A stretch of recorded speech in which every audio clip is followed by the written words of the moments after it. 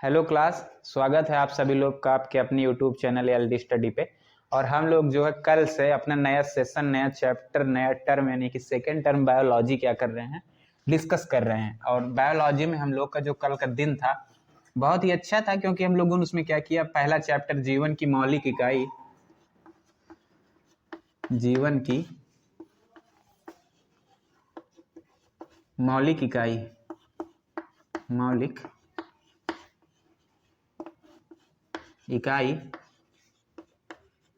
का basic introduction, basic परिचय जान रहे थे इसकी, इस चैप्टर में क्या है क्या नहीं है, कैसे इस चैप्टर का जो है निष्कर्ष निकला। और इसके अंदर जो है कोशिका, जो इसका मेन टॉपिक है, जीवन की मौलिक इकाई क्या है, कोशिका, इसकी खोज कैसे हुई और कौन इसका खोज किया है। तो बेसिक से हम लोगों ने इसमें जाना कि इस चैप्टर के अंदर क्या है और इसको हमें, इसके अंदर हमें क्या क्या चीजें पढ़ना है। ये सारी चीजें हम लोगों ने क्या किया इसमें, जीवन की मौलिक इकाई यानी कल के लेक्चर में हम लोगों ने क्या किया, डिस्कस किया। कल के लेक्चर में हम लोगों ने काफी कुछ तो डिस्कस नहीं किया फिलहाल, फिर भी थोड़ा बहुत तो हम लोगों ने क्या किया, डिस्कस किया है कि कोशिकाओं के वगैरह इसकी खोज के बारे में। ठीक, आज हम लोग क्या करेंगे, इस चैप्टर को बहुत ही अच्छे से निरंतर, अभी देखो थोड़ा थोड़ा स्लो स्लो स्टार्ट करते हैं, फिर जब हम इसके चैप्टर के मध्य में पहुंचेंगे तो और अच्छे से चीज़ें कवर करेंगे। छोटा स्टार्ट लेना चाहिए ताकि सभी लोगों को समझ में आए, वरना देखो वीडियो बनने का तो वन शॉट में भी बन जाएगा, कोई दिक्कत नहीं। 1.5 घंटे, 2 घंटे, 3 घंटे, 4 घंटे, 6 घंटे की मैक्सिमम क्लास होगी, वीडियो बन जाएगा। लेकिन आप जिस उम्र में हैं, 9th क्लास में हैं, उस एज पर कंसिस्टेंसी बनाए रखना उतना मतलब मुश्किल होता है आप लोग के लिए। लगातार जैसे आप 4 घंटे की वीडियो है तो आप नहीं देख पाएंगे। अभी अब हम बना क्या कर रहे हैं, 20 मिनट, 25 मिनट, इतनी जो लेंथ है ये वीडियो की, इसको आप आराम से देख पा रहे हैं, आपको चीजें समझ में आ रही। अगर यही 2 घंटे 3 घंटे की वीडियो होगी तो आप लोग बोर होने लग जाएंगे। ठीक, और मान लो सभी तो नहीं हो सकते, लेकिन 100 में 10 ही बच्चे होंगे जो वन शॉट वीडियो 3 घंटे 4 घंटे की देख पाएंगे। और हम सिर्फ 10 बच्चों को लेकर नहीं चलना, हमको 90 बच्चों को लेकर चलना है जो नहीं सीख पा रहे हैं, जिनको चीजें टफ लग रही हैं। ठीक, तो हम लोग क्या करते हैं, आज इसको जो डिस्कस करते हैं छोटे छोटे वीडियो से, छोटे छोटे कदमों से, ताकि आपको चीजें क्या हो, ज्यादा अच्छे से क्लियर हो। बाकी सिलेबस आपको कंप्लीट हो जाएगा एकदम, आपके एग्जाम के पहले निश्चिंत रहें, बेफिक्र रहें। ठीक, तो आइए शुरू करते हैं हम लोग। चैप्टर का नाम यहाँ लिख लेते हैं, कर्तव्य अनुसार जीवन की मौलिक इकाई, जीवन की मौलिक इकाई।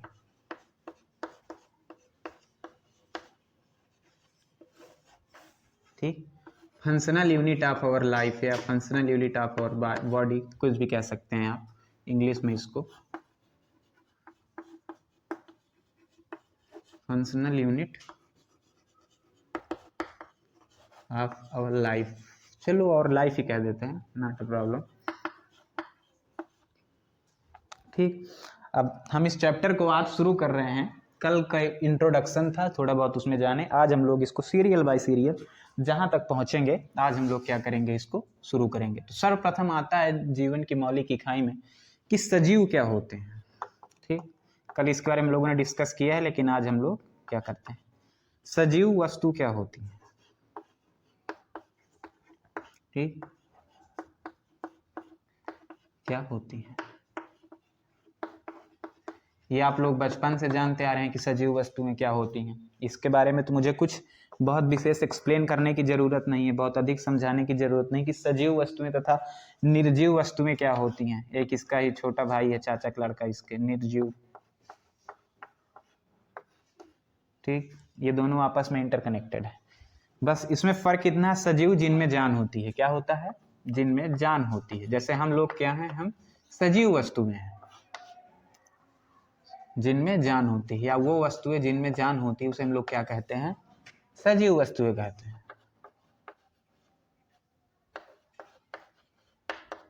ठीक, निर्जीव वस्तुएं क्या होती है, जिनमें जान नहीं होती है, जिनमें जान नहीं होती है। ठीक,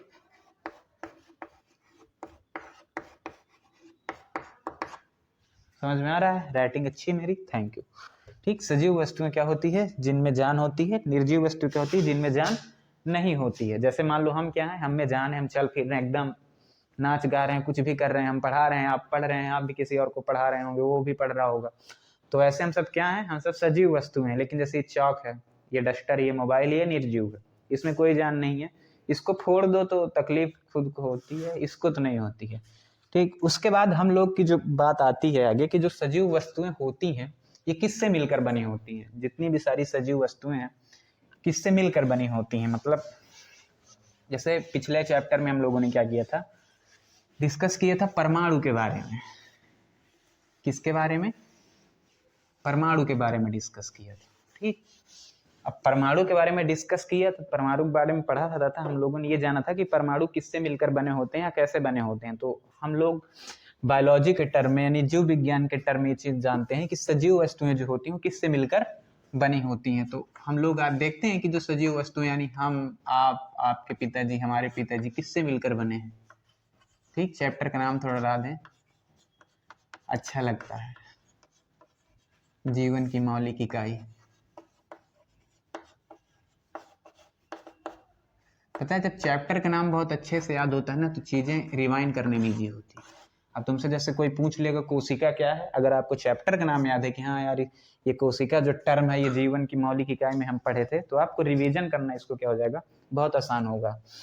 ठीक, तो जो सजीव वस्तुएं होती हैं वो किससे मिलकर बनी होती हैं? तो सजीव, सारी सजीव वस्तुएं, सजीव वस्तुएं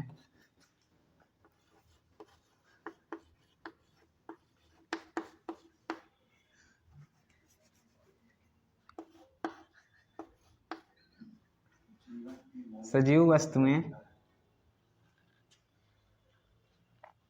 किससे मिलकर बनी होती हैं? कोशिकाओं से मिलकर बनी होती हैं। किससे मिलकर बनी होती हैं? कोशिकाओं से मिलकर बनी होती हैं।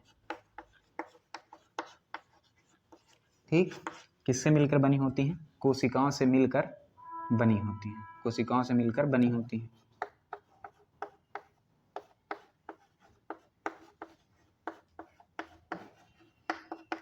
ठीक, अब हम लोग समझते हैं कि ये कोशिका क्या होती है। देखो जो हमारे बॉडी की, मतलब हमारे पूरे शरीर की जो सबसे छोटी इकाई है, जो सबसे छोटा कण है, वो क्या है? कोशिका है। जैसे परमाणु, परमाणु होता था, उसके सबसे, जैसे कोई तत्व है उसका सबसे छोटा कण क्या हो जाता था? परमाणु हो जाता था। वैसे जो हमारी पूरी शरीर है उसका जो सबसे छोटा तत्व है या सबसे छोटा जो कण है उसे हम लोग क्या कहते हैं? कोशिका कहते हैं। कोशिका के खोज के बारे में हम लोगों ने कल बात की है कि 1665 कब? 1665 ईस्वी में। कब? 1665 ईस्वी में। इसकी खोज किन्होंने की थी? रॉबर्ट हुक ने की थी। किन्होंने की थी? रॉबर्ट हुक ने की थी। ठीक, इनके बारे में आप जानते हैं इन्होंने खोज कैसे किया था। ठीक, सूक्ष्मदर्शी से एक कॉर्क में देखा था। किसमें देखा था? कॉर्क में। ठीक, कॉर्क में देखा था इन्होंने, कुछ छोटे छोटे इन्हें क्या दिखे दिए? कमरे दिखाई दिए। जैसे मान लो कोई दीवार है, ठीक, एग्जाम्पल के तौर पर हम ले लेते हैं, क्या ले लेते हैं? कोई दीवार है। ठीक, मान लो ये क्या है? ये एक दीवार है, ये चाइना की दीवार है। ठीक, मान लेते हैं क्या ये एक दीवार है। ठीक, इसको हम लोग पहले बनाने का थोड़ा सा प्रयत्न करते हैं। दीवार देखो कैसे बनी होती है।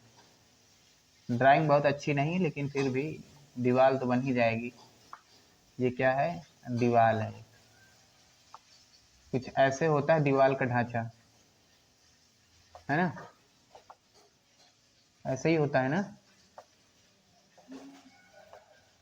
ठीक, ये क्या है? एक दीवार है। अच्छा, अब दीवार बनती कैसे है? इसको जब प्लास्टर के पहले देखोगे दीवार ऐसे ही दिखेगी आप लोग। ठीक, ये जो दीवार बनी होती है ये कैसे बनती है? बनती है ईंट से। किससे बनती है? ईंट से। तो जो हमारे पूरे शरीर का जो ईंट है वो क्या होता है? वो सेल होता है। ठीक, इसमें जैसे मान लो दीवार तैयार करने में क्या लगता है? ईंट लगती है, आधा ईंटा, फुल ईंट, ईंट लगती है, सीमेंट लगता है। ठीक, सीमेंट लगता है, बालू लगता है, और जो राड लगता है, लोहे का राड जिसे सरिया कहते हैं लोग।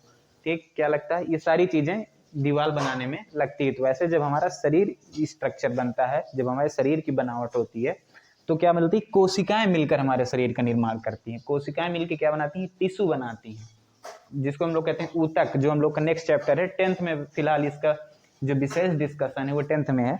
क्या बनाती हैं, ऊतक बनाती हैं। ऊतक हमारा क्या बनाता है, ऑर्गन सिस्टम बनाता है, अंग बनाता है। फिर हमारी पूरी बॉडी बनती है, सॉरी।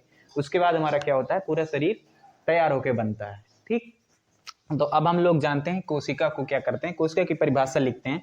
आप लोग इसको समझ ही सके हैं कि 1665 में इसका आविष्कार हुआ था। रॉबर्ट हुक ने इनका आविष्कार किया था। किसमें, कॉर्क में देखा था। उसके बाद अब हम लोग इसकी जो है क्या करते हैं, परिभाषा लिखते हैं।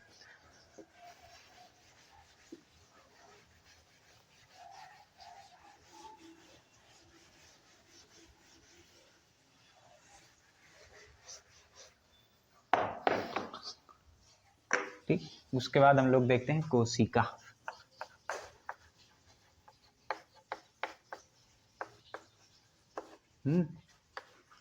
इंग्लिश में इसको हम लोग क्या कहते हैं, सेल कहते हैं। देखो बायोलॉजी में कुछ टर्मोलॉजी, कुछ शब्दांश आप लोग को इंग्लिश में याद करना ज्यादा इजी पड़ेगा। ठीक है, जैसे मान लो प्लांट हो गया, वैसे ये इस शब्द के साथ आप काफी फ्रेंडली हैं, तो आप लोग इसको जानते हैं कि ठीक है। बाकी इसको पादप कहते हैं उसमें,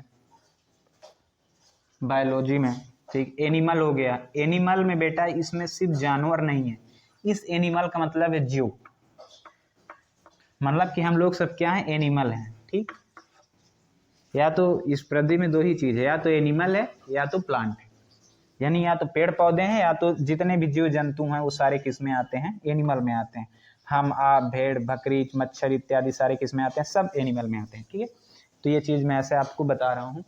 फिलहाल इस दोनों में भी डिफरेंस होता है, उसको भी हम लोग क्या करेंगे, आगे डिस्कस करेंगे बहुत अच्छे से, कि एनिमल के कोशिका में तथा प्लांट के कोशिका में क्या अंतर होता है, सेल वॉल क्या होती है, सारी चीजें हम लोग आगे डिस्कस करेंगे। फिलहाल हम लोग किस में आते हैं, कोशिका में, सेल। अभी हम लोग की क्या होती है, देखो शरीर की, ऐसे लिखते हैं, हमारे शरीर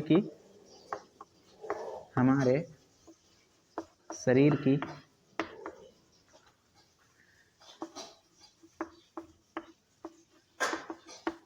संरचनात्मक तथा क्रियात्मक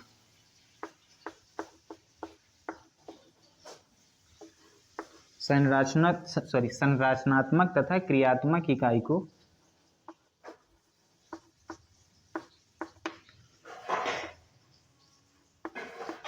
हम लोग क्या कहते हैं, सेल कहते हैं।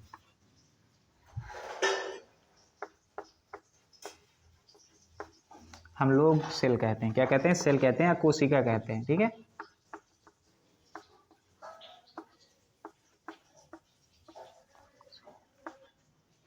कोशिका कहते हैं।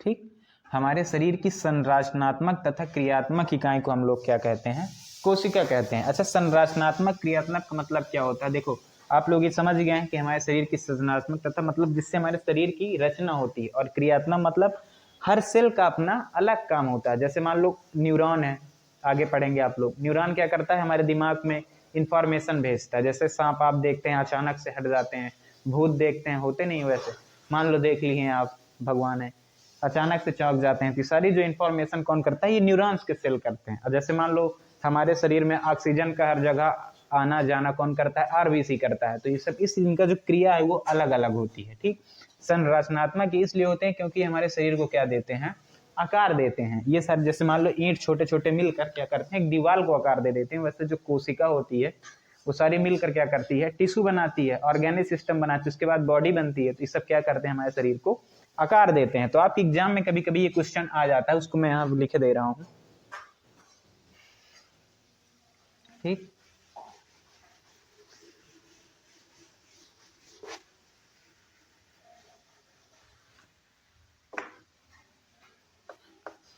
एक मिनट।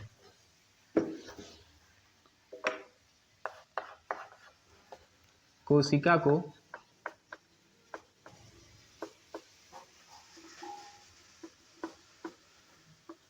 कोशिका को संरचनात्मक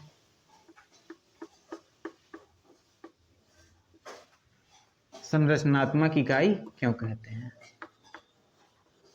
इकाई क्यों कहते हैं? क्यों कहते हैं? कोशिका को संरचनात्मक इकाई क्यों कहते हैं? अच्छा, कोशिका को संरचनात्मक इकाई क्यों कहते हैं, तो हम लोग इसको लिख लेते हैं। कोशिका को संरचनात्मक इकाई इसलिए कहते हैं, किस लिए कहते हैं? क्योंकि हमारे शरीर को क्या करती है? आकार प्रदान करती है। क्या करती है? आकार प्रदान करती है। कोशिका को संरचनात्मक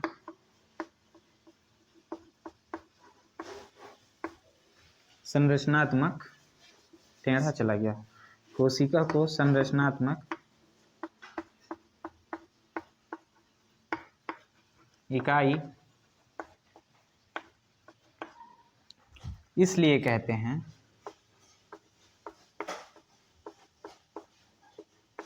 क्योंकि हमारे शरीर को क्या प्रदान करती है? आकार प्रदान करती है।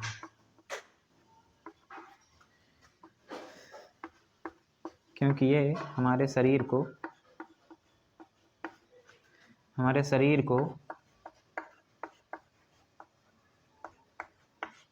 क्या करती है? आकार प्रदान करती है। क्या करती है? आकार प्रदान करती है।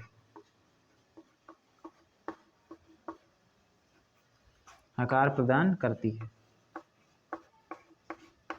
ठीक, कोई दिक्कत? समझ में आ रहा है सब कुछ? कोशिका को संरचनात्मक इकाई इसलिए कहते हैं क्योंकि ये हमारे शरीर को क्या करती है? आकार प्रदान करती है। ठीक, इससे मिलकर ही हमारे शरीर का निर्माण होता है, इसीलिए हम लोग इसको संरचनात्मक इकाई कहते हैं। क्या कहते हैं? कोशिका की कोई परिभाषा पूछेगा आपसे तो आप उसे क्या बताएंगे कि हमारे शरीर की संरचनात्मक तथा क्रियात्मक इकाई को हम लोग क्या कहते हैं? सेल कहते हैं। The structural and functional unit of our body, our life को हम लोग क्या कहते हैं? सेल कहते हैं। That's called is cell. Okay, अब इसके बाद हम लोग इसके आगे बढ़ते हैं थोड़ा थोड़ा। यहीं पे कल से टिके हुए हैं, सेल कोशिका से आगे हम लोग जा नहीं पा रहे हैं। रीजन है कि आपको ये चीजें अच्छे से क्लियर हो जाएं। ठीक,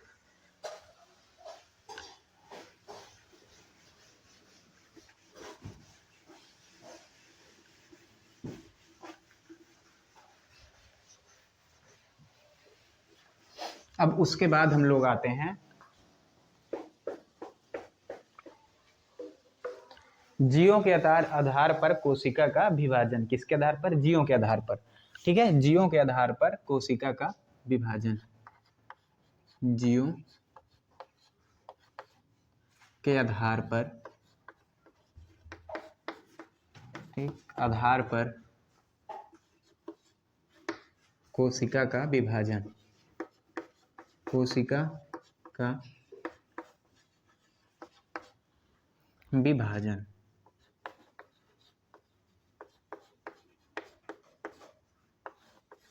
ठीक, अब हम लोग का जो नेक्स्ट टॉपिक है वो क्या है कि जीवों के आधार पर कोशिका का विभाजन। अक्सर बचपन से मेरी एक आदत रही है जो सुधर नहीं रही है, मैं लिखने के बाद उसमें लाइन खींचना भूल जाता हूँ, तो लगातार प्रयत्न है इसको सुधारने का। आप लोग थोड़ा सपोर्ट करिएगा, समझिएगा इसको। ठीक है, जीवों के आधार पर कोशिका का विभाजन। देखो, जीवों के आधार पर कोशिका कितने प्रकार की होती हैं? 2 प्रकार की। ठीक, एक जीवी कोशिका, एक जीवी कोशिका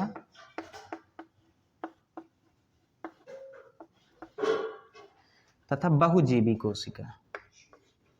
ठीक, क्या? बहुजीवी कोशिका। ठीक, एक जीवी कोशिका तथा बहुजीवी कोशिका।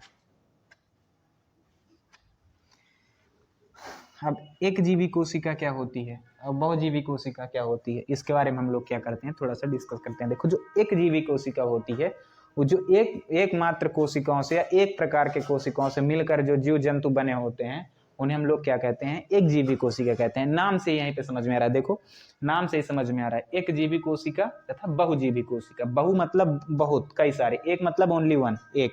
जो एक प्रकार की कोशिकाओं से मिलकर जो जीव जंतु बने होते हैं, जो सजीव वस्तुएं बनी होती हैं, उन्हें हम क्या कहते हैं, एक जीवी कोशिका के अंतर्गत आते हैं वो जीव जंतु जो भी है। अब बहुजीवी कोशिका वो होती है जो बहुत सारे सेल से मिलकर बने होते हैं, जैसे हम लोग किसमें आते हैं, बहुजीवी कोशिका के अंतर्गत आते हैं। ठीक है, एक तो इसको हम लोग क्या करते हैं, लिख लेते हैं।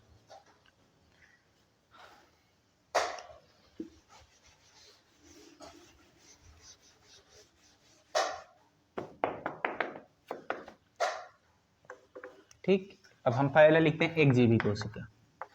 क्या लिखते हैं, एक जीवी कोशिका। एक जीबी डाटा भी होता है। ठीक, एक जीबी कोशिका। ठीक, जो सजीव, इसकी परिभाषा लिख लेते हैं कि जो सजीव, सजीव का मतलब तो आप लोग समझते ही ना,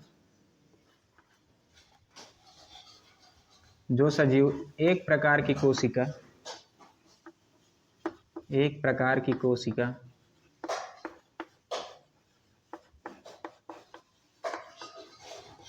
एक प्रकार की कोशिका या एक कोशिका से मिलकर बना होता है, एक कोशिका से मिलकर बना होता है।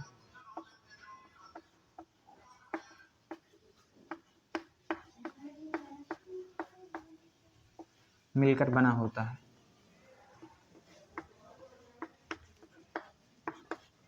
उसे हम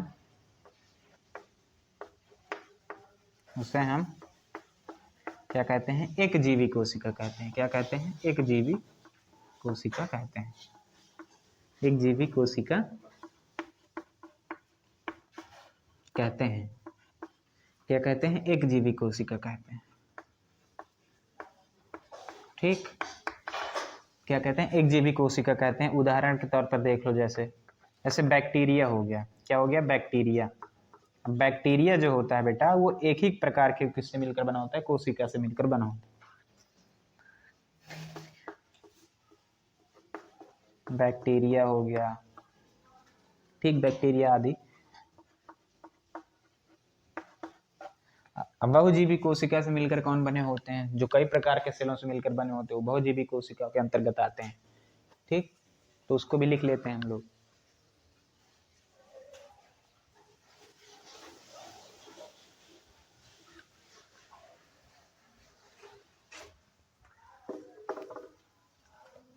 क्या है, बहुजीवी।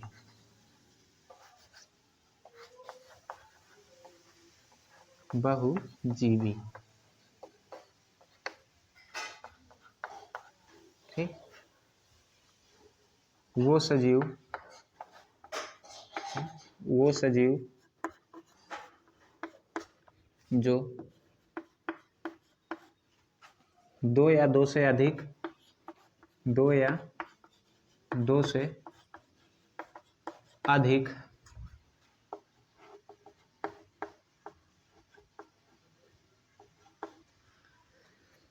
कोशिकाओं से मिलकर बने होते हैं।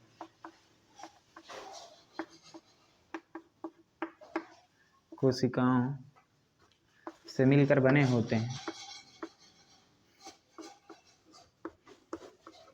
कोशिकाओं से मिलकर बने होते हैं।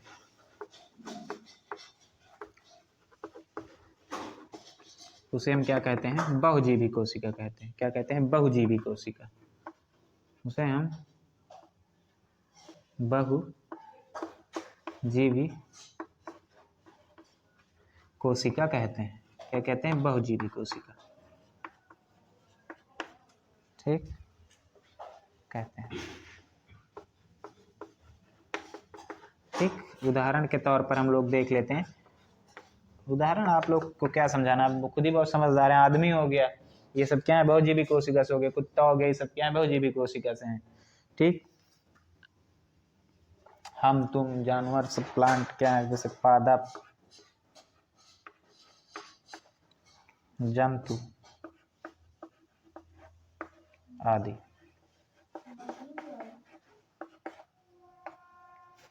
ठीक, ये क्या होते हैं,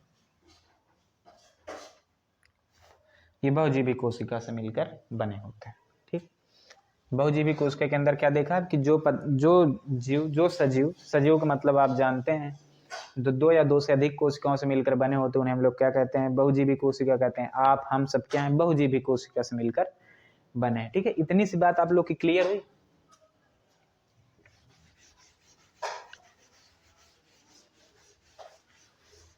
अभी तक जो हम लोगों ने पढ़ा, अभी ये जो दो चीजें पढ़ा, ये हम लोगों ने कोशिका का विभाजन किसके आधार पर किया, जीवों के आधार पर हम लोगों ने क्या किया, कोशिका का विभाजन किया। अब हम लोग जो देखेंगे, अब हम लोग देखेंगे कि कोशिका के अंतर्गत क्या क्या चीजें हैं, कोशिका में क्या क्या पाया जाता है, कोशिका भित्ति या कोशिका झिल्ली जिसको हम लोग प्लाज्मा भी कहते हैं, सारी चीजें क्या होती हैं, और ये सारी चीजें हम लोग डिस्कस करेंगे नेक्स्ट लेक्चर में, ताकि चीजें क्या हो, आपको आसानी से समझ में आए। तब तक जो सारी चीजें आप लोगों ने अभी तक पढ़ी है उसको अच्छे से क्या कीजिए, रिवीजन कीजिए, क्योंकि जो बेसिक चीज आपका मजबूत रहेगा तो जो आगे के आने वाली चीजें हैं वो क्या हो जाएंगी, बहुत अच्छे से आपको समझ में आएंगी, और क्वेश्चन करना आपके लिए इजी होगा तथा एग्जाम में आप लिख सकेंगे चीजों को अच्छे से। ठीक है, तब तक के लिए अच्छे से आप लोग पढ़िए लिखिए। मिलते हैं नेक्स्ट वीडियो में।